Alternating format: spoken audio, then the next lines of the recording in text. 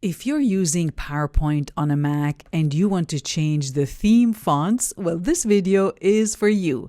Because on a PC, this option is very easy. All you have to do is click on the design, go into the variant drop-down menu and choose fonts, and then you're going to find an option at the bottom that says Customize Theme Fonts. You can choose the heading font, and then you can choose the body font, give it a name, and save it. And once you save it, you're going to be able to access the font here at the top. They will show up as custom fonts. But this option is not available on a Mac. So in this video, I'm going to show you 4 different ways to add your custom theme fonts to PowerPoint using your Mac computer. Now let me start with the good news, and the good news is with Microsoft, anytime you save a custom theme fonts, colors, themes, or templates, Microsoft saves them as a separate file. So when I click here and click on color, and you can see here under custom, I can see right now I have this color palette called Magnas. That is a separate file. And the same thing with the fonts. Anything under custom that I have here on my PC, anything at the top, these are separate files. So the benefit for me is now I can access them across other Microsoft products. So for example, if I'm in Excel, I can click on fonts and I can see here the same custom 5 theme fonts, and the same thing in Word. And this is going to give me that brand consistency. But that is only on my computer only. What happens if I want other team members in my organization to have the same settings? Well, there's a very easy fix for that. I can go locate these files under the theme folders where Microsoft saves them in colors or fonts. I can copy these 5 files and now give them to anyone with a computer, whether it's a Mac or PC. And that's why solution number 1 is to ask someone who has PowerPoint on a PC to create the XML files for you. You can save the XML files in your themes folders, and now you'll have access to them. Option number 2 is to use a web editor and create or edit XML files. That way you can create infinite XML files and you don't have to bother anyone else. Option number 3 is to ask AI to create these XML files, and I'll show you how to do that in a minute, especially if you have different languages. And option number 4 is to use a software tool like Parallels. With a software like Parallels, you can run any PC software directly on your Mac computer. And the way it works is Parallels partitions your hard drives and allows you to install Windows. And that way you can run any PC-dominant software directly on your Mac computer. And that's what I have right now on my computer. So I can switch and I can use a Windows environment, and this will come in handy when I'm creating custom themes for PowerPoint or Excel, because there are some features that work better on a PC. But in most cases, and 95% of the time, I still use PowerPoint on a Mac. So let's start with the simplest option, which is to import XML files that someone else created. And to do that, you'll need to find the location of the files for both users, the PC user and the Mac user. Now, in general, Microsoft will end up saving the files in a consistent location, but the location can vary depending on your computer. Right now, on a PC, it's most likely under the App Data folder, and the rest of the folders can be different depending on your Windows version and what the version of Microsoft Office you have or what settings you have in your organization. And for a Mac user, it's most likely going to be under your username and the library. But we don't want to be guessing. There is a faster way to find out. And that is, if you're on a PC, you can click on the Design tab. And once you see here the themes, you can click on the drop-down menu and choose the option Save Current Theme.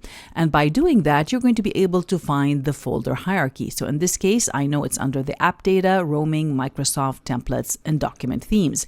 And now I can open the file finder and go to these folders. I can go into the App Data, and then it's Roaming, Microsoft, and then it was under Templates and Document Themes. So there is the folder. So now I can go into the Themes folder, copy these XML files, and I can share them with anyone, regardless of what computer they're using, a Mac or a PC.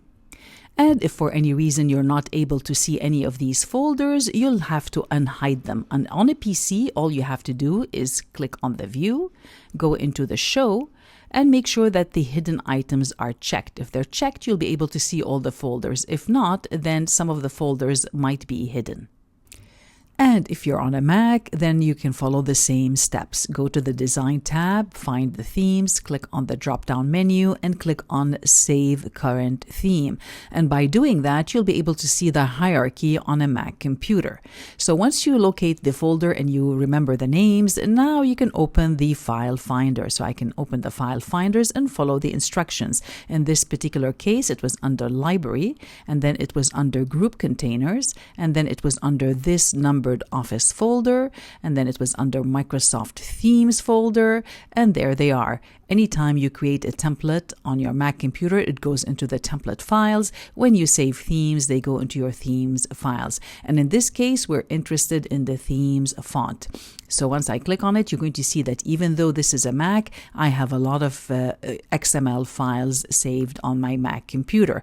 And with this setting, now I'm able to be, even on a Mac, I'm able to click on the variants, and I'm able to see all of these custom theme fonts directly on my computer.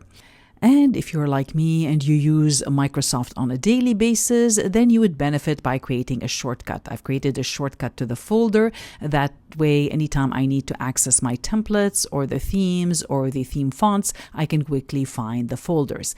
And if for any reason, when you're doing that on your computer, you cannot see some of the folders, they might be hidden. So on a Mac, you'll have to press on the Command, Shift, and period, and then you'll be able to see any of the hidden folders. And if you don't have access to anyone with a PC right now, you can download some sample XML files by going to my website. And you're going to find a section, once you log in for free, there's a section that says Free Resources. And when you click on the free downloads, you're going to find a section here that says XML theme fonts and theme colors. Once you download the zip file and put it in the right folder, you'll now have lots of theme fonts that you can use on your Mac computer.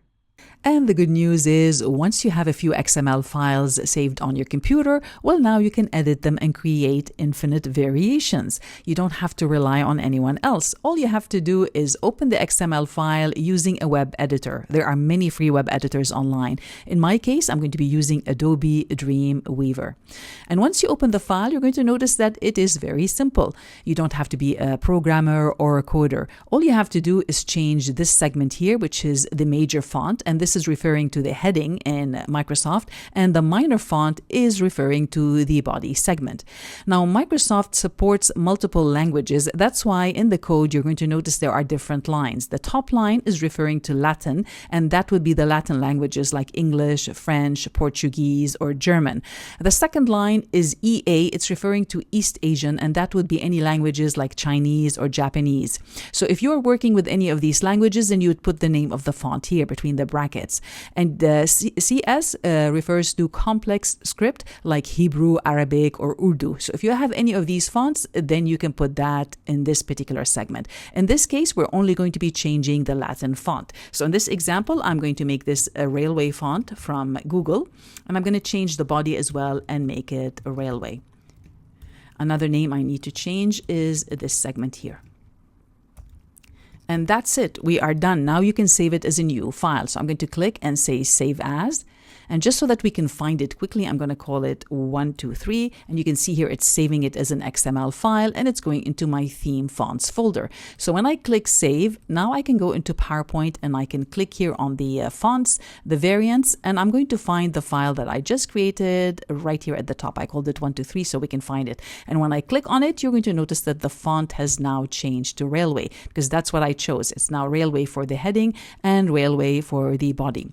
And the good news is, with AI, you don't even need to create the XML files. You can just ask AI to do that for you. So you can put a simple prompt by saying, create a valid Microsoft PowerPoint XML theme font for me. And you can give extra details. Usually it's very good. Even if you don't give the details, you just need to give the name. But if you have multiple languages, for example, if you're using Latin and East Asian or complex script, just let AI know what type of file you need. And once you click generate, you're going to find it's going to generate an XML file here. You can see here it is using the same hierarchy. Remember that major font and minor font that we had in the XML file? Well, now it is ready. You'll be able to download the file and add it to your computer.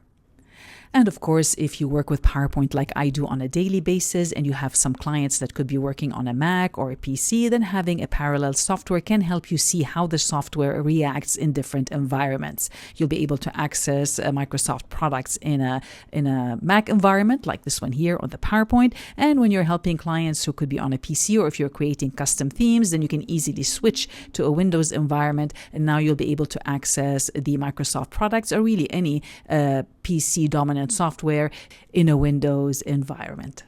Congratulations, because now you know more about PowerPoint theme fonts and how to use them. But if you still need help or if you need a second opinion, you can check out some of my PowerPoint consulting and done-for-you services. You'll find all the links below this video. Otherwise, I'll see you in my next video. Till next time, ciao for now.